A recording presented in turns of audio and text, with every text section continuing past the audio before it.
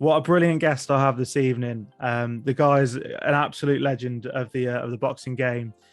He holds a record of 22 wins, 10 wins by KO, 7 losses, and 1 draw in 31 fights. He's a former IBO and WBO champion. He's competed in 3 weight classes. My guest this evening is the electric Ben Duracell Jones. Hey, how are you? How's things going? Going all right? Yeah, good. You? Yeah, very good. Living the dream, eh? I love that. I feel the same, mate. Getting to speak to people like you on a weekly. But I might be dreaming to live. I ain't sure. I'm one or the other. I got punched in the head, like I said. But you got paid some money to do it, and that's the. Well, yeah, that's right. Yeah, so it weren't too bad. Do you know what? We can talk about being punched in the head, but do you know what? What a lovely sport, and do you know what? You'll meet some fantastic people in boxing, and as nasty and ruthless as people see. You know, it's a really. I'd recommend any kids get involved. Yeah. Gets kids off the street, gets kids out of trouble, gives them confidence. So many good attributes to boxing. I really mean that as well. Yeah. And that's actually a question that I was going to ask you. You know, there's a lot of situations where kids are, you know, in difficult situations at school, and you know, that there's times, you know, where you know, for example, you know, my nephew has gone through a time where he's been bullied at school recently, and I mean, what sort of advice would you give to people, you know, that are in that situation? Do you think boxing's a good place to be? I think it's an amazing place to be. I think it'll give the person who's been bullied huge amounts of confidence, fitness, strength. They make them feel confident of their self, so everything changes. But also on the other side, which people don't talk about, the actual bully. The bully should be put into the boxing club, okay? Because there's never a bully in a boxing club, because there's always somebody better than you. There's always someone heavier. There's always someone better than you. And even if there isn't someone better than you, the one who is the best is massive respect in boxing. You soon learn. Bullies go missing. Bullies do not go in boxing. Yeah. You can walk into any boxing gym, especially in Britain. I mean, I've been all around the world. I've been all over America and stuff in boxing gyms. You don't find bullies. And so what a good place to put a bully in. They'd soon change their thoughts of mind of what they're actually doing to someone, because there's actually somebody out there that's actually better than them and tougher than them. And they're not bullies anymore. It loses that. So instead of it just being the person that's being bullied, why not check the bullies in too? Yeah, I didn't actually think about that as well, and that's, you know, that's brilliant. Actually, a brilliant mindset to have. Like, it sort of knocks it out of him literally straight away, doesn't it? 100%. But you know what? As a kid, we had bullies that come to the boxing club because they think they're rough and tough, and maybe their mums and dads see them as a big bully and whatever, and maybe bring them in. They don't last very long, and you know what? They changed their whole mindset of bullying people, because they actually don't feel so inferior to the other person. You know, they actually feel that they've got weaknesses themselves, and then as soon as that happens, they're not bully anymore. Do you see what I mean? They don't want to bully someone. So, because it's all about respect, boxing, and you've all got to train hard, and you've all got to be together. And even though it's an individual sport, you're there as a team. You're there together, and you've got to help each other out. Doesn't matter who you are, boys, blokes, girls, doesn't matter. All together in the same club, you're a team. Yeah. I mean, and speaking of team, obviously, what a brilliant performance the team GB did this, you know, last year in the Olympic Games with obviously, there you go, you know, with getting all that better and better. I mean, look at world boxing look at professional boxing. Look where we are now. I mean, we used to look at the Mexicans and Americans as a different level to us. Truthfully now, it's not that way at all. I think they're looking at us and thinking, do you know what? I want to go and box in England now. Vegas was my dream. You know, I always wanted to box in Vegas. It was one of them things. But people I used to train a lot in Miami, but people in America, they're not dreaming about Vegas. They're dreaming about coming to the UK. Look at the size of our stadiums we're holding it in.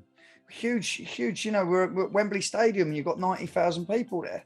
Fantastic. I mean, what a place to hold it on. You know, it's So now they're looking at us as the people coming through, and look how small we are. Yeah. Well, England's the same size as Lake Michigan. How amazing is that? One little lake it's a big lake, but it's in America. One lake, to them it's just a little lake. Yeah. Wow. I mean, to us, that's the size of our country. How amazing is that? It's mad. And I was thinking as well, you know, when you were talking about British boxing, then all the talent, like you say, that we've got coming through, the talent that we've already got established. We've got the likes of Fury, we've got AJ, and the list just goes on, doesn't it? And like you say, with the, you know, like I just mentioned there, with the likes of Team GB, hopefully a lot of those guys will come through the ranks and go pro. And we've got some brilliant boxers that are in that position at the moment. So definitely. I mean, I think the main thing as well is now we've got money in boxing in Britain. You know, Eddie Hearn's done a fantastic job. I signed with Matchroom. I was with his dad. I was with Barry. You know, so Barry he plodded along with it, and he was a fantastic manager, fantastic promoter. But Eddie's taken over in a whole different game. We talk about a promoter. He promotes his fighters. You probably go and turn the telly on now, and they might be promoting the next fight. It's talking about you'll probably turn it on. You'll see Kell Brook and Amir Khan. It's a promotion. This what it's about.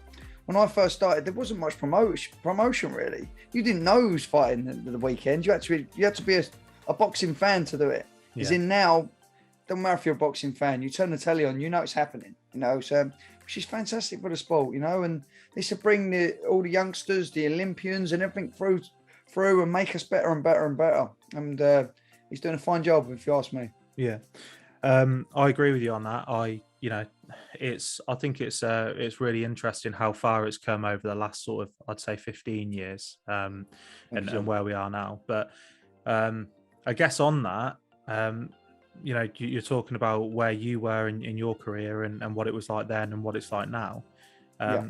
I've got a really interesting question actually, and you've probably been asked this, but who out of anyone would you like to fight as a boxer that you may not have had the opportunity to fight in your career? Ooh, do you know what? I'll tell you what would have been in my prime. I'm talking here. This is the hard thing. You get to a point where you know you're a little bit too old and stuff. But when it was and it was talked about and it nearly sort of happened. But Josh Warrington, fantastic fighter. I'm not knocking. I think he's a great fighter. But what an interesting. He isn't a huge puncher. Can punch, but amazing work rate. One thing I had amazing work rate. Why I was called Duracell is because I kept on going. In my prime, him in his prime, what a fantastic fight that would have been. You know, I think it'd have been. I don't think it would have been knockouts. I think it would have been a full 12 round toe to toe. And in our primes, I'm talking in him's prime, in my prime. What a fantastic fight that would have been. Yeah. And good luck to him now because he's doing fantastic and he's ruling the world or just below at the moment, but he'll be back again ruling the world. Yeah, 100%. Yeah, I do think he's a great fighter. I think he's he's brilliant.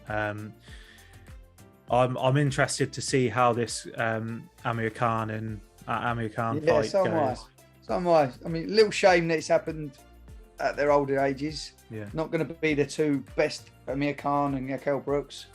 But I think the nicest thing about that is they're at the same sort of standard of age as such, of their careers anyway. So you can't say, oh, Kell's too old or Khan's too old. They're both in the same position. You know, I would have liked to have seen it when they were both in their prime, of course. But things happen, life happens, you know, and well, yeah, what a fantastic fight. Shamefully, I'm in Scotland. Well, not shamefully, bless his cotton socks. Alfie MacArthur, I'm in his corner in Scotland at a weekend. So I can't be watching that one, but hopefully we'll get on early and we'll get to watch that one afterwards. So that'd be great. So get a couple of beers down you, a little bit of wine down you. I'm allowed to now. I never was allowed to, so now I can. I'm catching up, believe me. I've done a lot of catching up lately. Good. So you should. I think you deserve it. You know, with all the hard work. My whole life not drinking and you know and everything else. It's nice to be able to eat what you want to do, and you know, I'm still keep fit. I'm still healthy. I'm still good. But I can have a nice glass of wine as well. So even better. Even better. Good. And smile about it. So yeah, I mean, who and we look at the boxing world now. Who is the person that sort of is impressing you the most at the minute? Is there anyone? At the minute, Dennis McCann. I mean, he's up and coming. He's a young lad coming through. He'd be world champion. A traveller background, not far from me actually. He's based in Bromley iBox gym. Fantastic little fighter. He's really good. There's little Louis Lynn, who's actually from my amateur club, Crawley Amateur Boxing Club. When I was there, he was there as well, coming through the ranks. He's a great little fighter, and I wish him all the best. But Dennis McCann at the moment, looking very, very sharp and very good. Same sort of weights as me again as well, which obviously helps on my side because I can see where they're at and what have you. But yeah, they're two great up and comings anyway, definitely. Cool. Okay. There's probably a lot of people that aren't aware of him, but that's great. Yeah, of course. They're early on, and they can go and have a look, and that's what I like about him as well. He's I think he's had 9 fights now, but he's a young lad. I mean, he's early 20s, you know, so he's a young lad, and he's got all the time in the world. Well, it soon flies by, believe me, but you know, he's got time, so he can. And he's in a great position, and he's going to do well. So yeah, there you go. Both of them. And what do you think about this? Is potentially what do you think about Tommy? What do you think about Tommy Fury as a boxer? Do you know what? At the moment, very difficult. I've not seen a lot of him actually boxing. Well, he hasn't had that many fights, but one, he's got the name, so great. Fury. Love the family, think they're all great, and they're all good. That's my opinion on the family are great. Who knows with him? He's got a great start. Love Island puts you in a great position. Puts you in a great position in anything in life. I mean, his social media and everything around it. You're always going to have that big following. So the good thing with Tommy is he's got a great start. Whether he's going to be a superstar, I don't know. He's in the right hands, but who knows? Too early to tell. Okay. No, it's interesting actually, because he looks like he's got the physical, you know, the physicality. He looks like he's got the physique for it. But yeah, you can't just look good. You've got to be good, haven't you? Yeah, exactly. I've seen some fantastic, look proper look the part, but and I've seen some they look mean, a squashed nose and all that, and actually they eat punches, so it's no good. So in theory, you can't look at. You can never judge a book by its cover in boxing. You really can't. You know, the little man with glasses and looks like he should be reading books in the library. Sometimes can be that, you know, that one you got to be more aware of. You know, so you never know in boxing. You really don't. Yeah, element of surprise. Anyway. Element of surprise is always on your side in that situation, isn't it? No, that's brilliant. So yeah, I mean, from my side of things. I'm looking at the world of boxing at the minute as a fan, and I'm really proud, like you say, of where we are as a country. Personally, I do like AJ. Obviously, I'm an AJ fan. Yeah. If you had the Fury AJ fight, who would be your winner? Who would you want to win it? Who would? Yeah. Okay, I'll talk it as in my point of view of boxing. AJ's a fantastic fighter. Look what he's done. Look at his Olympics, everything. Great fighter. Very well promoted too. As I was talking about promotion, Eddie Hearn was very, very clever. Eddie picked up a heavyweight. Heavyweights in general make a big noise. They're everything that everybody wants to watch. There's knockouts. There's early nights and everything. Everyone's. You don't have to be. It's not normally on the edge of your seat. You know he's going to knock someone out. He's that sort of guy. He's a big puncher. So it's fantastic. So Eddie Hearn was very, very clever. He's a great fighter. Is he as good as Fury? I don't think so. I think Fury has, over the years, grown himself into a fantastic fighter. talking to people like, looking to people like Muhammad Ali, them sort of styles. You watch how he boxes. He boxes in a very intelligent, clever way. Okay, we can say maybe he's not a huge puncher. No, he's not as huge as AJ. AJ catches you, don't get me wrong. He's knock your head off. He's a big man. But a little bit more like Bruno. Fury's not going to stay there and take the punches. He moves. He boxes on the back foot. He's a clever, clever man. My opinion is Fury wins that one. Probably easier than he beats someone like Usyk, to be honest. Usyk's slick. He's clever. Fury, in my eyes, beats Usyk as well because he's so much bigger, so much longer, and they keep him always out of his distance. That's my opinion. Yeah. Everyone's got their own opinion on that. Don't get me wrong. If AJ catches him, it's the end of the night. AJ's got some serious power, but you're not going to outbox Fury. But I think Boxer beats a puncher normally. Yeah, I do think as well. Actually, if you look at it, he's as much as I do like AJ, he's been found out a few times. I think over the last couple of fights, especially. So I think so. I think as well. In the other side of things is like I say, AJ's been brought up very well with promotion. Fantastic, made huge amounts of money, and good luck to him as well because he's worth that money. Yeah. Tyson Fury didn't come up that way. I was on a few of Tyson Fury bills as I was coming up, and Tyson Fury didn't look the part. I'm going to tell you now, I remember Tyson Fury fighting John McDermott. I thought Lee Selby that night. Lee Selby, fantastic fight, world champion and everything as well. And I remember watching Fury and thought he'd never make European class. Look at him now. I believe he's the best heavyweight in the world, and out of all the heavyweights. And I personally think he's the best heavyweight from a long time as well. Going back to the days of your Muhammad Ali's and your George Foreman's and their big punchers. Yeah. He could have coped with these guys. These are your best of the best, And I believe he's got something. Whether he's got to be on the ball though. He's talked about his mental health. And he knows that's a problem, which is great. And it's great that he's outspoken about it as well. It's fantastic for especially the nation, especially for the world, because it's bad. Yeah. But on my side is you can talk about it, but you can't let it slip too. You've got to be on it all the time, and hopefully he is. I don't talk to Tyson. I used to talk to Peter and part of his team, but I believe he'd be on. He's not silly, mate. He's a very, do you know what? Maybe not academically clever, but do you know what? He's a very, very switched on man. Yeah. He can make a pound note. That man's clever. He's that's all you need in life. Do you know what? If you know how to, you switched on. Out. I don't have to be able to write the best book or anything like that, or write the best letter. But do you know what? I'll tell you what. He's sharp, especially in this sport. He's very clever. Yeah, got street smarts, and that's 100%. Yeah, 100%. And do you know what? It depends what you do. Is this? That's the way.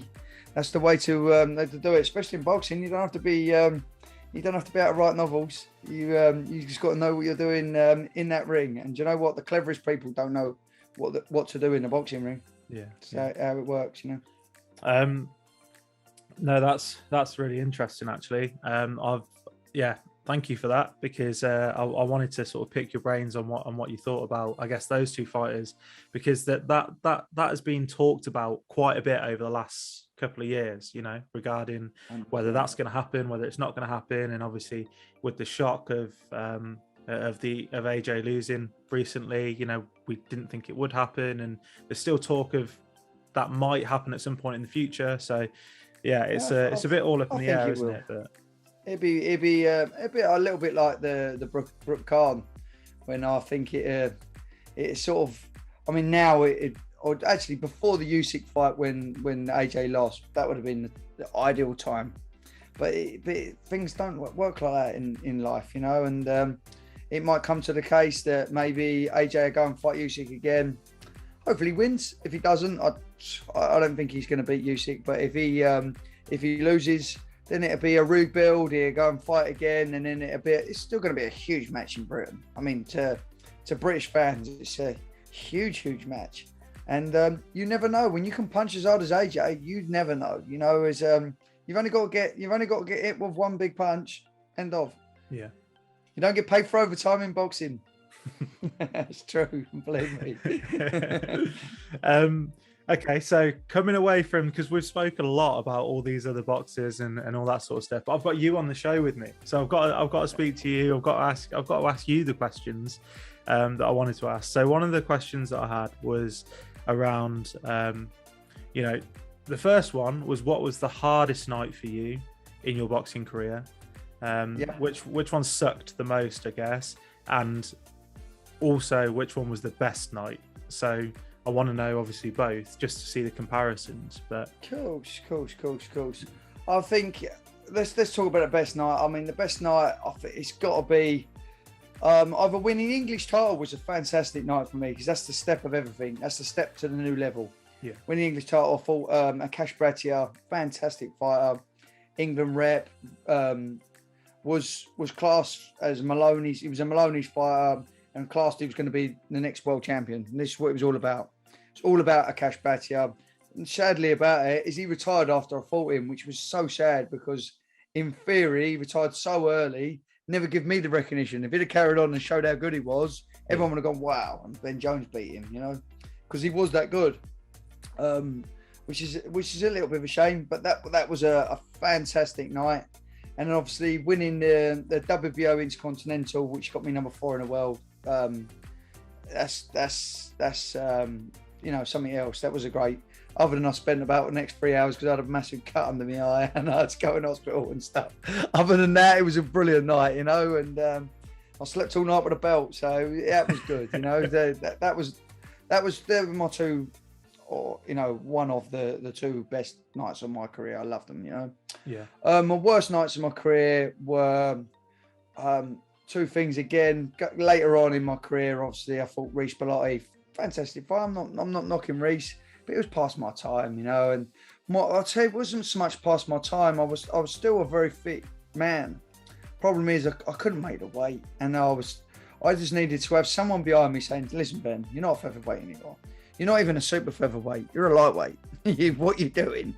I drained myself to death to get to that weight, and I think it might be going on for 6 rounds, but I really don't think he'd have, you know, being how I should be.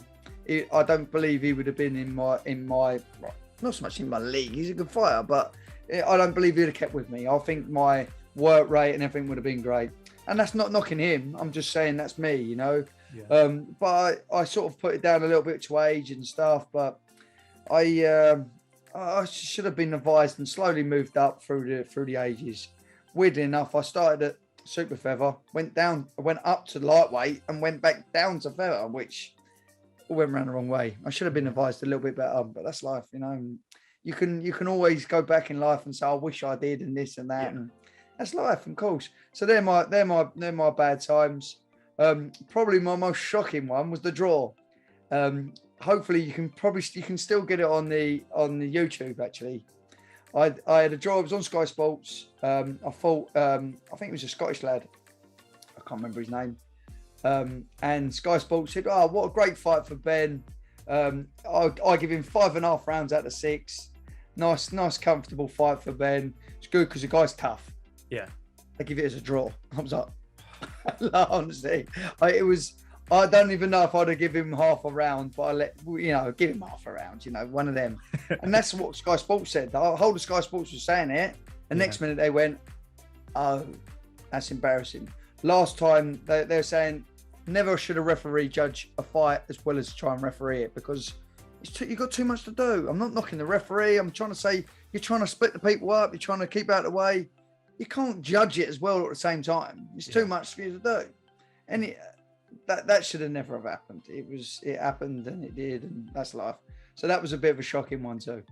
Do you ever look at those like situations and feel like, I don't know how to, I don't want to put you in a situation where you say something that, do you ever just look at them and feel just a little bit cheated, or feel a little bit robbed at the end of the night, and just be like, well, how did you even come to that conclusion? 100%. Honestly, after all, I've had a few losses that shouldn't have been losses, believe me. I went over to Spain and fought a lad called Julie Ginner, European champion, EBU champion. So Very good fighter, fighting for 40 odd grand every fight. I won comfortably. I'll give him 2 of the rounds out of 8. Yeah, I won that comfortably. It was a complete whitewash. I was in Barcelona, his hometown. They pulled his hand up, and the whole. There's a massive crowd there. It was a big arena in Barcelona. It was silent. You could have heard a pin drop. They were shocked. I'm walking out, and the Spanish crowd. I'm English. Apologising to me as I'm walking out. That's embarrassing. Yeah. 3 fights later, he wins the UBU title, and he's making absolute fortunes and doing brilliant. So good. Good luck to him. Don't get me wrong, it ain't his fault. Yeah. But boxing, maybe as well, I should have been advised at that point. Don't go to Spain. He's saying let's keep over here, because you know what, you'll get robbed over there. Don't do that. Yeah. And a little bit of advice, really. But you shouldn't have that. You shouldn't have to worry about things like that. It should be doesn't matter where you are, should be a fair sport. Any sport should be fair. You win, you win. You lose, you lose. It's life. I'm happy if you lose. Okay. On that note, should we go into a song, and then we can? Yes, mate. Go for it. Go on. And then we can come back and have another chat, because there's plenty more to talk to you about. We're only scratching the surface. So, do you have an idea of what your first song is? Right, we're gonna have to start with my first song. It's my ring song. It's Walking Out to the Ring. You can't. I said to my missus, if I pop my clogs, hopefully don't. All right, then I want this at my funeral. This is what I want. So it was based at a base London, which was in Blade. If you remember the film Blade, it was in there. It's based at base London. What my ringtone was. It's good because it has all the screaming in the background and stuff. But at the beginning of it, I had Big Ben. So ding, dong, ding, and then it played in. Brilliant song. For me, it was one of them songs that got me going, ready for the fight. So there's my first song for you. Excellent.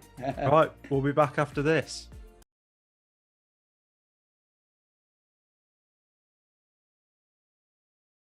Okay, so we're back. That was Ben's first song.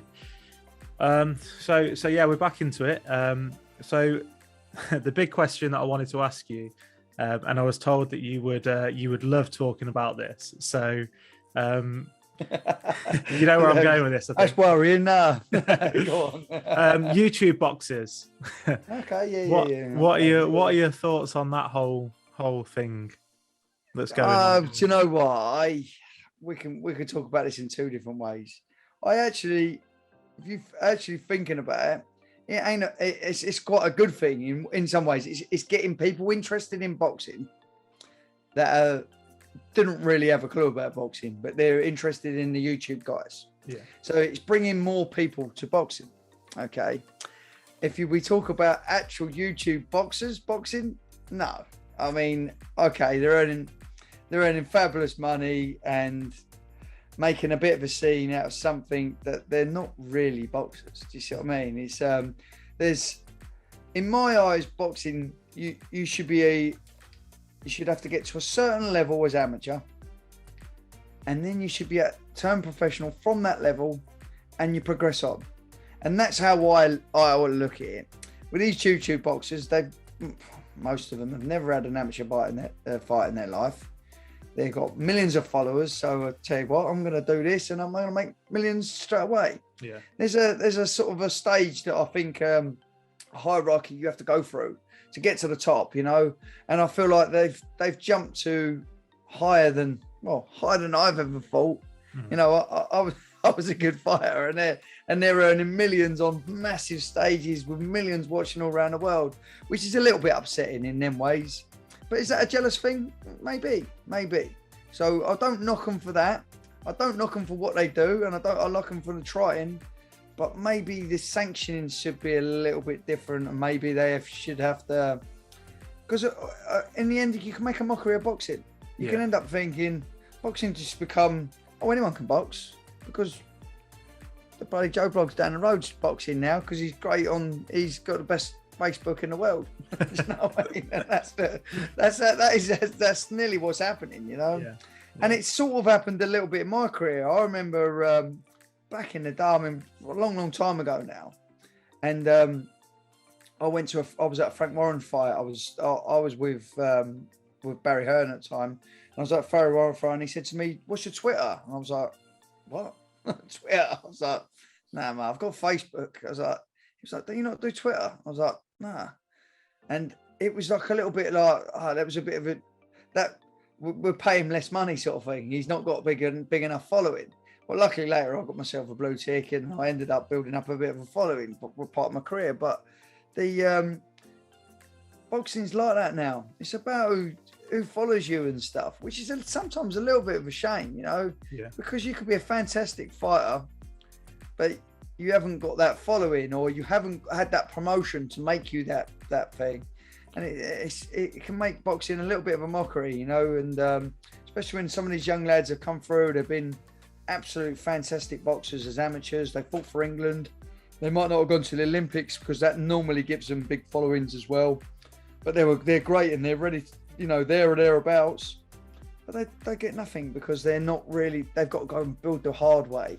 Yeah. Which is fine, but it's makes it hard when you look at, bless him, Jake Paul, and he's getting in there, and you, as a boxer, I watch him and just go, how many mistakes he makes. Yeah. No wonder every boxer's calling him out, because he does things that, not being horrible, I mean, they know they're going to get paid very well, but also as well, he makes so many silly mistakes that if you were his size and his weight, you'd clean him out, you know, as not being horrible. He fought Floyd Mayweather, which naturally my size. He fought a featherweight and moved his way up. He's naturally my weight probably now. Would you fight him? Would I fight Floyd or Jake Paul? Jake Paul. Would you fight Jake Paul? All day long. I'd get in there now. Do you know what? I'm about his weight now, so he's in trouble. Call him out. I wasn't leading to that. Don't worry. Yeah, I know you wasn't. But yeah. I wasn't gonna post that all over the internet. I'd show him up. Believe me. Don't you worry about that. No, I just I find it interesting actually just to speak to you know, someone that's been in the boxing game, someone that's obviously done very, very well in that arena as well, to sort of understand how you feel about it, I guess, because there's a lot of people that are boxing fans that hate it. There's a lot of people that think, well, do you know what? They've worked hard. You know, these boxers have worked hard to get to where they are, and this guy's just taking their limelight. You can look at it on two sides, because do you know what? Boxers, it is one game that really, it is blood, sweat and tears. You really have to go. People don't realise what you go through with training. I mean, literally, I was training 3 or 4 hours a day. But it's not just training. I'm training to a point where you're absolutely, in between that, you can't move. You're shattered. You're aching. You're in pain. You're not eating properly because you've got to lose weight. You've got to get down to weight. So we're eating. We're probably burning 5,000 or 6,000 calories a day, and eating 2. If you look at that, and then you wonder why boxers have got might be grumpy or whatever. It's because we have to strip our weight and be as strong as we are at the top weight. And some people say, why'd you lose weight? Well, I'm now maybe 11, just over 11 stone. I'd be boxing at super middle. If you put me next to a super middleweight, they'd be 6'1" and huge. I'm 5'8", buddy, with heels on. You know, I'm not a big lad. I'm 5'8". You know, I'm not a big lad. Yeah. But you see what they drain down from. They're huge. Yeah. And there's a way of doing it as well, that you lose the weight. You can put on a lot overnight. So you've weighed in a day before, 30 hours. Put a stone on overnight, because you take everything out of your body. You're not ill. You take it out of your body and you put it back on again. Yeah. You just put it back, and then you're like. So actually, if I was weighed in at 9 stone, I was actually 10 stone. That's just life. Smart, so if they'd done that from, if they say 11.5 stone, super middleweight, they walk in that ring at 13.5 stone. Yeah. It's mad, but people don't understand that. What we have to go through is, there's a hell of a lot. Now, footballers and all, you know, all these different sports, don't get me wrong, they train hard. It's good. It's good what they do, and they deserve to get paid. They both get paid very well, like they do. People say, they get paid massive money. I'd rather them getting the money than the big man behind the scenes pumping it around. I'd rather, you know, people should get the money. You're watching them, you enjoy it. So, but this is what it's about. Yeah. But in boxing, it's hard. And also, we got to get in there, and the man in maybe who's training you wants to prove himself too, which makes it harder for someone like myself. I might be in there and I might spar someone for 3 rounds. The next person jumps in, I spar him for 3 rounds. The next person jumps in, I spar him for 3 rounds. And then there's another one who was coming. And by that time, they all want to prove themselves against someone who's been there and done it and is at a good standard. And you'll think, oh, I'm next. You realise I've just been in it for the last half an hour. You know what I mean? You might have clicked me a few times, but there's a reason for it because I'm knackered now. And then I have to go home and I have to start again tomorrow. That's how it works, you know. It's not it ain't an easy game, believe me, you know. And your heart's got to be right in it because it's a all or nothing sport. If you're, in my eyes, if you're not 100% dedicated, don't go in. Do not get in that ring. If you're 100% not positive that you're going to win, don't get in that ring. Yeah. End of. It's not for you. Well, you look at that, don't you? Actually, I see that when I'm watching it all the time. Every single fighter that I watch, whether that be in UFC, whether that be boxing, whatever I'm watching, I always see them. They're all absolutely adamant that they're the one that's going to win that fight. 100%. And both of them stood there. Don't get in that ring. Yeah, both of them stood there going, I'm going to win. It's going to be me. It's going to be me. And you're like, which one of them actually is? I just watched last night, Kell Brook and Khan. They're 100% positive. Yeah. Of course they are. And if they're one of them was slightly negative, pull him out. He ain't ready. Yeah, yeah. It's the ones sometimes that have that little bit of doubt in their mind. And if you actually watch them, like the gloves are off and they're next to each other and they're face to face, you can see them trying to get into each other's head and say, yeah, but you still got that little doubt that you think I might win. And that's the difference. When they can get into that little point, Mike Tyson used to win the fight before he got in there. The reason why Mike Tyson was a fantastic fighter, in his prime, don't get me wrong, but he could win that fight before he got in there because they were feared him before he got in there. Yeah. Even though they go, yeah, I'll beat him. In that mind, I think, oh, bloody hell, actually. I'm in for a hard night. I mean, so he's won already. You win. As soon as you have that doubt, you've lost. Yeah. End of. Yeah. I mean, he was a fantastic fighter, and obviously there was talk about him, coming back and doing a couple more fights. And do you know what? Even now, I'd pay to watch him fight. Even now, and that says something about him. Do you know what the saddest thing is that I don't like him fighting now, but I stayed up all night to watch him against Roy Jones. Roy Jones is one of my absolute legends. He's that good to me. He was a fantastic fighter. That people, when I was at school, so I was 12, 13 years old, and you had your Eubanks and Nigel Benn being world champion, and I say, yeah, but there's on the other side of the world, there's Roy Jones and Bernard Hopkins, and they wouldn't beat them. And everyone, oh yeah, but they're world champions.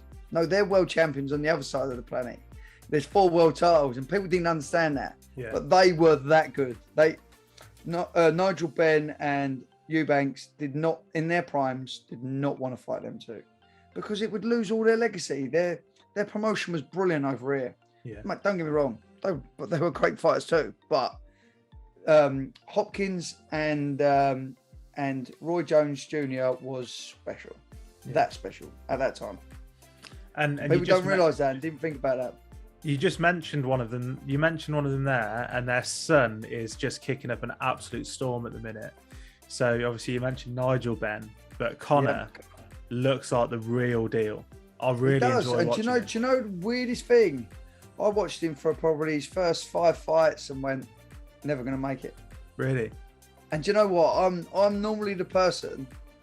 I train people now, and I normally can pick a young lad out that's going to be good. Yeah. I was talking about Louis Lynn earlier. Okay, Louis Lynn, 10 years old, come to the gym, and I said that boy would be champion. He'd be good. Like, what are you talking about? He was got to about 14 years old, and they were going to kick him out of the gym. He's a little rogue and little lovely little kid, you know, but little trouble. His mum caused a bit of trouble, something in the club. Yeah. But you know what? They're a lovely family. And I remember going in there, and I was only maybe 16, 17 years old. I was a young lad myself. I said, don't chuck him out. So it got nothing to do with him about his mum. I said, you can tell his mum off and say that you can't do this and can't do that. Yeah. I said, keep that boy in there. This is boxing. Yeah. I said, he's disciplined. The young lad used to come on a train to boxing. I gave him my first pair of shorts so he could box and stuff. He didn't have all that stuff. He wasn't blessed with money and stuff. And that's what's so nice about boxing. You don't have to have all the stuff. People help you out. And I helped him out, and I helped him out with some boots and stuff like that. And the kid now, he'll be champion. He's a champion now. He's WBC international. He's on his way up. He's only had 10 fights, something like that. But he's a good little fighter. And I picked him out straight away that he'd be good. And I can do that I believe I can do that. I'm done an amateur club now, and there's some fantastic little fighters. And I can see them, and I go, it'd be good. It'd be good. There's a couple down there now, and I go, and they go, nah, his attitude, listen, he'd be good. Yeah. And you know what? You can see him progressing on and coming good. Yeah. And they will get there. So he's one I didn't see. Connor, you weren't sure of him when you first. I wasn't sure, but maybe it was because he already had the hype. He was already like he was going to be a superstar. Yeah. So I was already being negative, he was too headhunting, trying to kill him, and I don't mean it in that way. Kill him. I mean it. I know what you mean. I have to explain that on this podcast because they probably wouldn't understand what I mean. Just chasing after him, that sort of thing. I'm not really thinking about it. He's really matured, and do you know what? He's a good fighter. And we were talking earlier as well about looking the deal as well as being the deal. He looks like a champion as well, doesn't he? He looks like a champion, and he's got the meanness about him. He's to be honest, he's got it all. The worst thing with Connor, he's in a really, really difficult weight. Yeah. Welterweight, worldwide, he's hard. Yeah.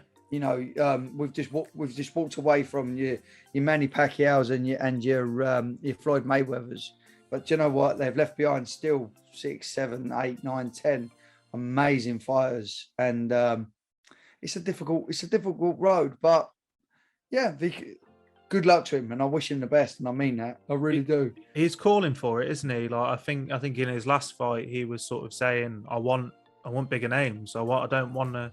100%. He's not hiding away. He's going for it. Yeah. And there was even talks about him with Eubanks and stuff, which I don't think he should do. Especially not now. Maybe again at the later end of both of their careers, but definitely not now. But one thing I will say with Connor, as now looking as a trainer side of things, is you can't teach people that nastiness. You can't give them that. You can give people skill. You can't give someone speed. You can't give someone that grit and determination. And he had that speed and that determination. So he got taught.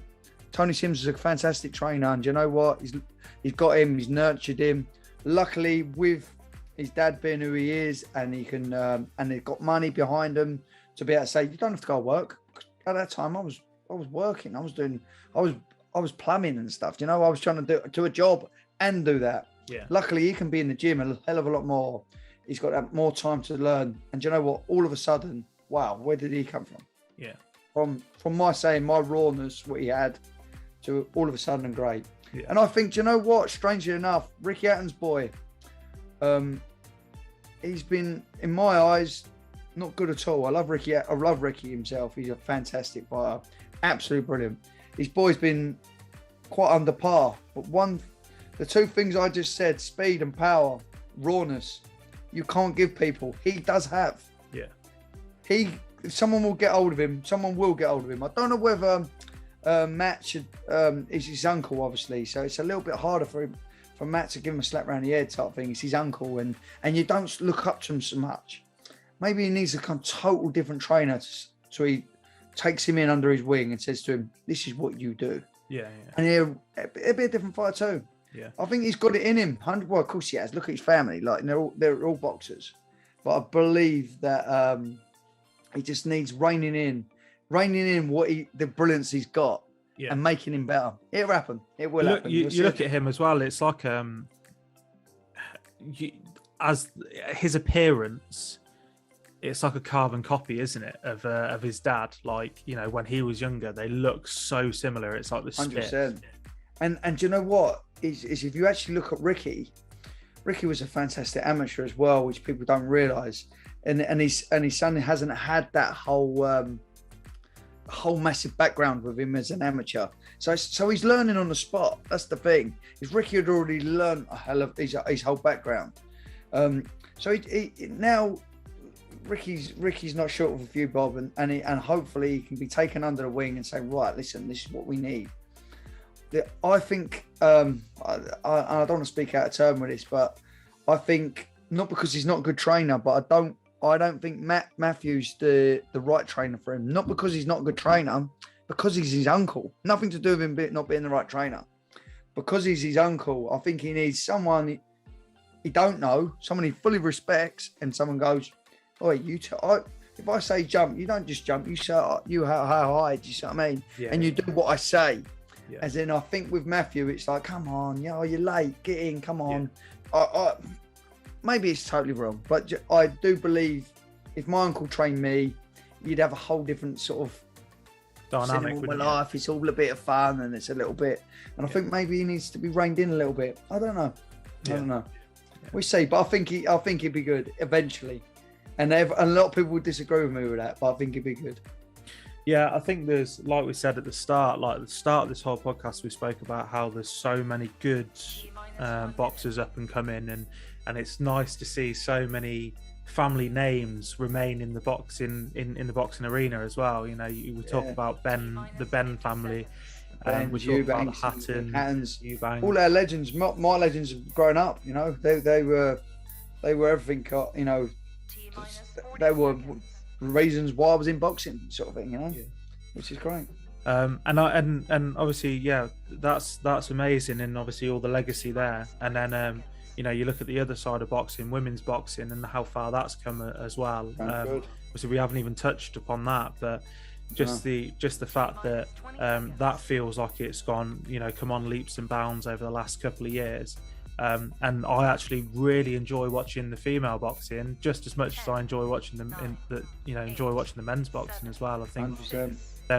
they've shown a whole new side to boxing, but in the best way possible. I think so. Do you know what changed my mind? Many years ago, I went to a club in London. I think it's bloody the name. Anyway, it doesn't matter. But there were two girls in there, and they were sparring. I was coming down to spar, so I was there, and I watched these two girls, and honestly, mouth open. They was lighter than me, but it was technical skill. It wasn't lumps. It wasn't taking lumps. They weren't smashing each other. There would have been no broken noses, big black eyes, but the skill level was second to none. Yeah. To a point, he felt like grabbing the young lads all around in the bags and saying, "Forget that. Watch this," because you know what? Skill level was fantastic. I train young kids now and stuff, and you know what? At 8, 9, 10-year-olds, the girls are the good ones, because you know what? They've got rhythm. Yeah. As in, the boys all want to fight. You know, like they're young, they're silly, you know, and they just want to hit that bag as hard as they can, as many times as they can, and then they've got their visions, they've gone off, so they hit it 15 times, they're knackered, and they put their hands down and they're breathing. As in, the girls don't do that. They're there, and it's all rhythm, and they're having their hands up, and they're thinking about what you're telling them. Yeah. So they're looking at a whole different game. Boxing isn't about trying to hurt your opponent. It's about being clever, and then eventually you're at your opponent. Yeah. You know? And in a nice way, you know. But that's boxing. You got. It's a chess game. You got to make your openings, and then when you got your opening, you go in for the kill as such, you know. Yeah. And that is what it's about. Boxing isn't the same as football. It ain't about, we'll just rush down the pitch and score. You got to make your openings. You make triangles. You work it together, and you make openings to make it happen. It's exactly the same as boxing. Yeah. Same with any sport. You got to make something to happen, you know. Yeah. And girls are good at that. Yeah. They seem to be. They seem to listen more instead of. They don't think of the violent side of it. Yeah. And you know what? Boxing, weirdly enough, even though you're punching each other, isn't violent. Boxing's a skill. Yeah, I was going to say as well. I was going to agree with you there. I think, you know, guys are so, most guys are so like, yeah, like, come on, let's do it. And you know, even you know, you make jokes about, you know, men that they get like, I don't know, a TV, and they set a TV up, but they don't read the manual. They just fucking set it up and they don't even think about it and plug it in, plug it in. Oh, why is it not working? And they'll sit there for 25 minutes trying to figure out why it's not working. Whereas a woman, most of the time, they get the TV out the box, look at the manual. Do you know what? This to explain it. And do you know what? Anyone listening can do this. Go to IKEA, buy 2 boxes exactly the same, and get a man to do it and a woman to do it. But a woman does it faster. And do you know what? A man's probably might even be better with the tools. Might even have, might have better hand coordination with that sort of thing. But do you know what? The woman will sit there, won't rush into it. Sit there, they read the manual, they do step by step. I'll tell you how I do IKEA. I'll throw away the instructions and I'll try and put it together. It might be upside down, and then I'll take it apart again and I'll put it another way. And you know what? By the time they've done it properly and slowly and no stress. Yeah. Yeah. Don't ever and get have a glass of wine IKEA whilst stuff. they do it. Yeah. It's true, No, absolutely, mate. Absolutely. I completely agree. I think, and you can see it, can't you? You can definitely see it when, in the ring, you talk about technical side of things, and don't get me wrong, the guys are technical. But yeah, so there's something about the women boxing which just looks different. It just feels different when you watch it sometimes. Yeah, definitely. Look at Lomachenko. It's a skill. It's an art, and the man's fabulous. Man's so skillful, and you know what? It's all about an art. Don't get me wrong. He's tough as nails, but you know what? It's all about skills. He makes openings to make you pay. Clever fighter. So my last sort of question I wanted to ask before we go into our second song, is, of all time, from your personal opinion, who do you think is the greatest boxer of all time? And you can't say yourself. Oh, what? I'm joking. Never was I the greatest, but you know what? As you could probably still see behind you,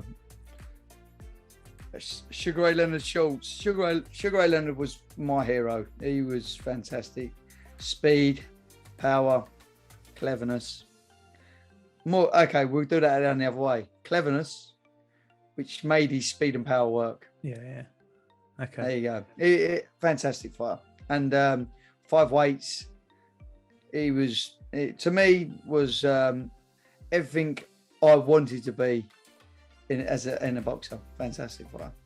Okay, cool. No, that's brilliant, mate. And it's nice to hear it, actually, because there's so many people that watch boxing and they go to the obvious answer. They go to the answer, oh yeah, it's Muhammad Ali, or it's Mike Tyson. Great fighter, and they are great fighters. But for me as well, I see a difference in skill levels with the smaller weights as well. That's maybe because I am a smaller weight, but I could pick holes massively in heavyweights.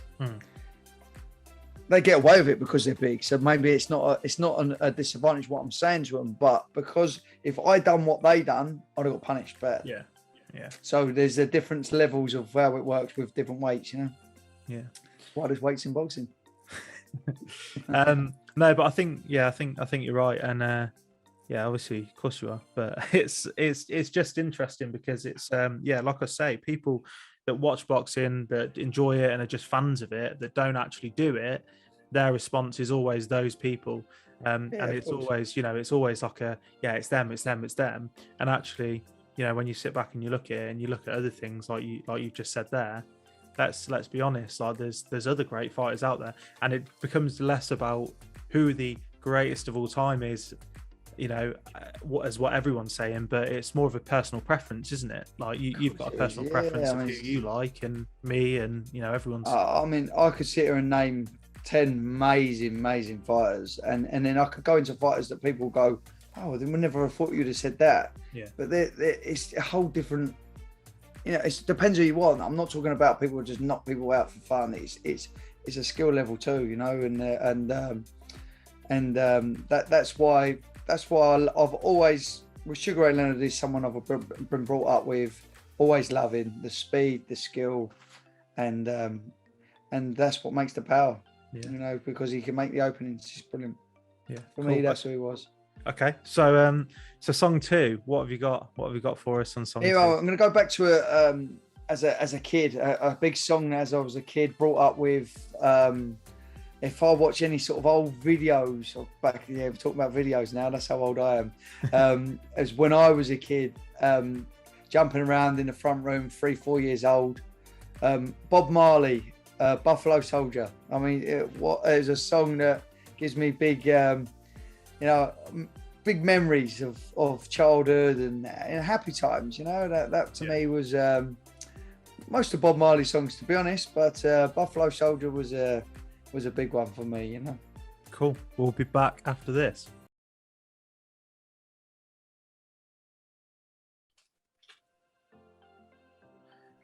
Okay, so we're filling the glasses back up. We are back in. Ben's just obviously had his second song, and that was Buffalo Soldier by Bob Marley. I will say my dad absolutely loves Bob Marley, and you say about your childhood. I remember us. We used to go to Spain quite a bit. My mum and dad used to have a villa in Spain, and we used to go out there all the time. And he used to have Bob Marley CD, all of his greatest hits, and he used to play it in the car all the time. It was a big reggae thing. Sorry, how old are you? What sort of age are you? So I'm 29. 29. So you're a bit younger than me. But see, I think. So what about your parents? What sort of age are they? So my dad's 60 this year. There you go. Same age as my mum and dad. My mum and dad was young, so that was their era. So you were going to have the same sort of music side. So like UB40, I was massive loads of UB40. As a kid, songs like Dire Straits as well, the albums, and UB40, Bob Marley. It was big in my childhood, So growing up with them playing it, whether I liked it or not, didn't matter. They were playing it. So it was good. Reggae stuff was good. It rubs off on you in the end, doesn't it? Yeah, it does. But yeah, I love it, mate. I do like it, and I'm glad that my dad introduced me to it. I'm sure it would have come to me at some point in the future, but it was nice to have it as a child and listen to it. It's, like you say, it gives you good memories, doesn't it? It's good music. But, so we're going to go into in this section. We always do quickfire, which is our game. So for the listeners that don't know, quickfire is a game where I set a timer for 60 seconds. Thanks. Here, this is going to be fun. And what happens is I ask Ben as many questions as I can inside 60 seconds. He has to give me an answer. And currently, the top score is 15 in 60 seconds. Wow. There we go. So you've got to beat 15 to be top of the leaderboard. Come on, soften me up. Make sure they're good ones, because I ain't very good at this stuff. Remember, I was a boxer. I got punched in the head. You know that, don't you? You remember that? I told you. I've drunk half a bottle of wine here, sitting there talking to you. And I tell you what, mate. Some of the other guests haven't done that, so you're at a bit of a disadvantage here. But that's it. So yeah, are you ready? You go for it. Yeah, you go for it. Okay, 3, 2, 1, go. Okay, so favorite sport? Boxing. Okay, person you looked up to growing up? Sugar Ray Leonard. Favorite color? Purple. Dog or cat? Dog. Night in or night out? Out. Marvel or DC? DC. Facebook, Twitter or Instagram? At the moment, Insta, I think. Favorite singer / band? T-30 seconds. Ed Sheeran. Favorite film? Rocky. I'm sitting looking at my back. Is the Friday Night Show the best podcast you've been on? Oh, of course, all day long. Excellent. Favorite song? Rocky. Eye of the Tiger. Sweets or chocolate? 6, 5, Sweets. 4, Favorite superhero? 2, 1, Superman. 0. Oh, that's it. We're done. I liked it. They weren't too bad, them. I thought we was going to go into mathematical questions and stuff. I thought we was going to go right deep. How do you spell? And I was like, oh, no. Let me have a look here. So 1, 2, 3, 4, 5, 6, 7, 8, 9, 10, 11, 12, 13. Oh, that's not too bad, but that's unlucky. 13. It is unlucky, but I will say, like you say, you've had quite a bit of wine, so I'll let you off. Yeah, that's it. It would have been at least 16, I think. What was it? 15 the best? Yeah, 15. Yeah. Yeah, 16 then. Put me out about 16 because I've drunk. Because I've drunk the wine, it must make it about 16. But yeah, I mean, you weren't bad, and in all honesty, I can't remember exactly where that is, but it's not too far down. I think you're probably top middle. I think you're probably top middle with that. So. I like that. The top middle, not bottom top or anything like that. No, top middle's good. I like it. I'm happy with that. So yeah, you'll have to come back on at some point, see if you can get a little bit higher. But pleasure. That'll yeah, you know, I think you've done quite well there, to be fair, in all fairness. But yeah, in all honesty, mate, that's really the final section. We don't really have much else to talk about, I don't think. I think you've absolutely, you know, give us a world of insight into, you know, your time in boxing, you know, who your favourite fighters are, all that sort of stuff at the moment, and what the boxing world looks like at the moment, and I guess what your thoughts are as well on all of that. So I've really enjoyed the conversation tonight, mate. So thank you so much for coming on. Thank you. Absolute pleasure. And I mean that. Brilliant. Thank you. And yeah, I mean, it's what we're at about 10 to 10 on a Tuesday evening. So do you know what, mate? I'm going to let you go and enjoy the rest of your evening. I think I'll be in bed. I'll be falling asleep in a minute. I don't come up to that very late. Fair play. But yeah, so we've got one more song to leave it on. So what's your final song, mate? You know what? I'm gonna say this. See, as I would listen to. So if I was on you know, at a few drinks, I want to have a night out. So I'm quite an old school garage sort of person. You know, a bit of like history sort of stuff. Yeah. But I'm gonna go completely off of that. Okay, because we're talking about songs that mean a bit to me. Okay, and if as a boxer, I cannot not say Rocky, Eye of the Tiger. You can't knock that. What a song. Cool. Okay. So that's the final song. It still gets me going now. So there you go. It's got to be one of them. I will say, the Rocky films, before we go, are like some of my favourite films that have ever been made. It's funny. What have you ever seen them now though? If you show your kids, like I've got little kids, so I'll show them and I go, and they look at it like, I can't believe you even watched that. It was like it's like it's so dated.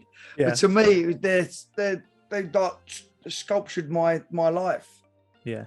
And how strange is a film like Rocky that can sculpture your life? Yeah. I'm not joking. If you showed me Rocky when I was 8 years old, I'd go and run outside and eat a bag for an hour. I was a hyperactive lunatic, but that's how I was. It fired me up that much. That's why I had to say it, because of the childhood things and the amount of emotion inside that gave me. Yeah. I had to say that. No, sound, mate. Okay. Well, yeah, we'll get it on. Thanks again. I really appreciate you coming on, mate. Thank you. Thanks for having me on.